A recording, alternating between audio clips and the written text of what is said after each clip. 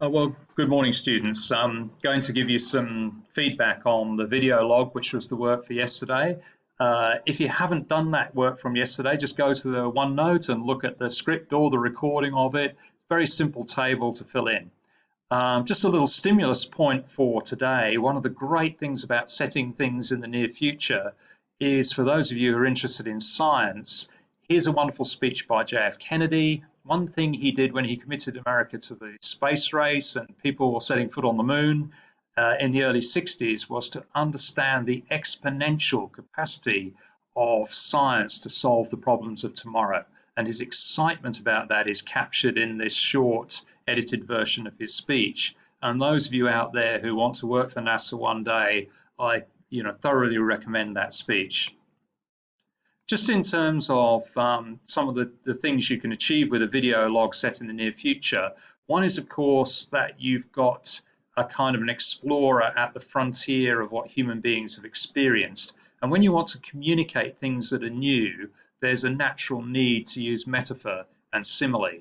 And you're wanting, in a way, to use metaphor to allow the listener to follow to where your protagonist has been. At the same time, it's very important to keep some kind of inner human life of your protagonist. Otherwise, they'll just feel to us like some kind of alien. And there's a sort of way that the inner life of the protagonist can be enhanced exactly because it's set in a place where there's very wide spaces. It's almost like COVID-19, but on steroids. The distancing that the spacescape creates throws even more emphasis on the individual human heart in a kind of an echo chamber, trying to dare to reveal something about him or herself and then send that message out. Some of the points that you picked up include the way in which, just like in Gladiator, there's a dream of home and it's very tactile. Here's Russell Crowe touching the stalks of corn, and that's pretty much straight copied in my version. And I think there's something you probably want to pick up here is that most creativity is not invented from new. In fact, you're recreating things. And as long as you're not just copying from one source, what you're doing is remixing, and there's something quite satisfying about that. You notice some of the other remix points, like Romeo and Juliet and Blade Runner. Another one was the story of Eloise and Abelard, another story of forbidden love from the 12th century. Abelard's a scholar. He falls in love with a member of the royal family. That's not allowed to happen. He gets castrated, sent to a monastery, and then they send these wonderful love letters to each other. So Eloise remains committed to him. Just in terms of more local effects, rhetorical questions can be a great trick to move your video log on to a different phase, almost like a key change, maybe to move from telling the external backstory to the inner life of the character who's in that. Many of you noticed the different sentence structures. Obviously, it's a script, so you're trying to use pausing to powerful effect. And I think the references back to Earth, as you say, are meant to be intriguing. One of the things you're trying to do is create suspense. What suspense means is that questions are raised in the minds of the listeners, so they're engaged and they want to find out more. Another aspect that many of you picked out was the embracing of important themes, and one is the true cost of war. For all that the priests are sort of saying that we've got to squelch these aliens to cleanse the universe of sin and shame, it feels like horrible work to Fortinbras, who's in the front line. Some other things that you picked up and that we can take away. We talked about metaphor and simile, and in a moment I'm going to introduce the very last bit of Blade Runner as an example of how this kind of language opens up a new world for the listener. We all know about constellations, and I love the way the speaker here thinks about Orion the hunter as a person in the sky and gives us a visual reference point in that these spaceships are exploding off the shoulder of that hunter.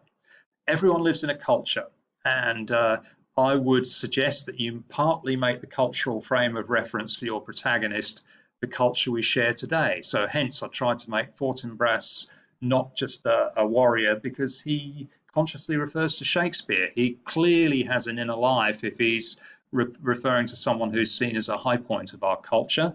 But also he'll be partly in a culture that's different from today. So that's where all the sort of the priests and the sacrifice stuff is coming from. But I didn't want it to be just complete weirdo, I can't relate to this. So I tried to make it similar enough to what we find in the gospel stories where Jesus is encountering the Pharisees and probably getting quite annoyed because they're so squeamish about blood, so they won't help the person who's attacked in the story of the Good Samaritan, and they are thinking that they've got to keep themselves pure so that the blood sacrifice can be made to appease God and get rid of the sins of the people. So hopefully there's enough there in this kind of mythical story that relates to culture as we recognize it. You don't want a video log that's one big blob, so I tried to sort of move through 3 steps, and I hope they were fairly natural. One is that sort of sense of now and occasion, tapping the microphone, here I am, I'm recording, this is what I hope to achieve, this is my backstory, there's a problem here. Then a movement inwards. What are my feelings? What's a deeper memory or part of my past that I want to access here?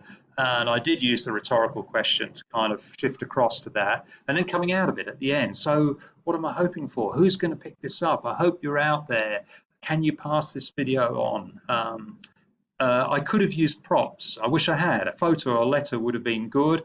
And some of you were brave to comment that while my pausing was quite good, eye contact could have been better, and also there could have been more light and shade in the use of the voice.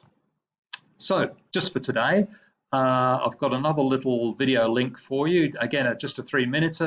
This is one of the most famous monologues in film history, and what makes it so good? A couple of questions there for you to respond to.